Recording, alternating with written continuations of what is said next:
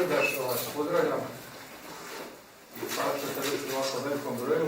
Ova tema zaslužuje da u javnosti dođu neke stvari vezane za sport i samu temu smo nazvali Zadarski sport surađama politike. A ovu konferenciju smo sazvali jer se unatoč našim upozorenjima ništa nije promijenilo po pitanju uplitanja politike u rad sportskih saveza, klubova i sportske zajednice. Sport mora biti lišen političkog utjecaja, a nažalost postavljanje podobnih i isto jako nesposobnih kadrova i ljudi na čelo klubova doprinijelo je da EK Zadar se danas takmiči u 3. Dalmatinskoj ligi, da košarkaški klub Zadar ima katastrofalne, nikad zabilježene ovako loše rezultate sportske. Oba kluba se nalaze u teškoj financijskoj situaciji i nalaze se na rubu stečaja. Vi sami znate da sam na sjednicama više puta isticao na sjednicama gradskog vijeća i ukazivao na eklatantan problem izvlačenja novca iz nogometnog kluba Zadra, što je rezultiralo u konačnici 2014. godine u prosincu sa uskočkim optužnicama.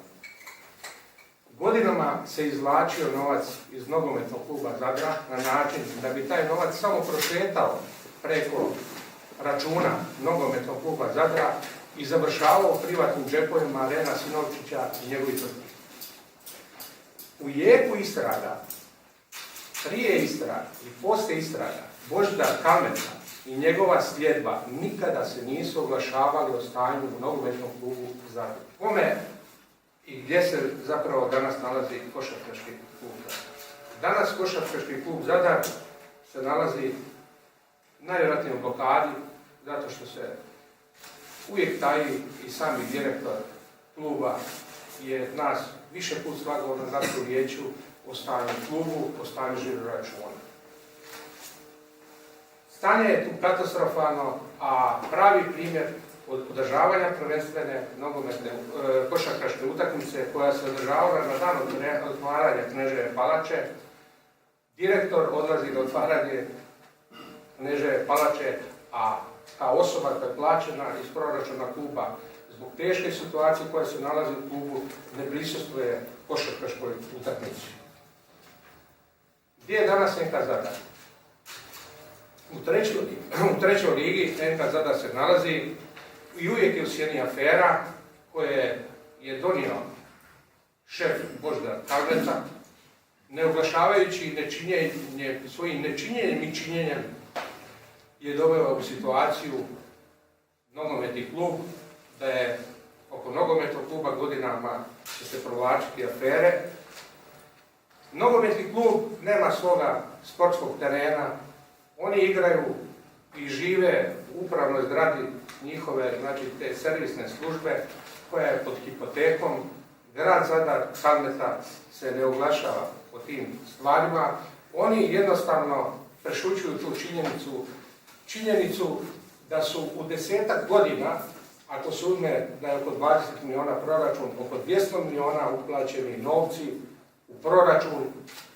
u proračune određenih klubova, pogotovo košarkaškog i nogometnog kluba. Ti su novci završili u konačnici većina novca, kako i vidi se iz uskočkih optužnica u privatnim džepovima. Nije točno da grad brine o djeci.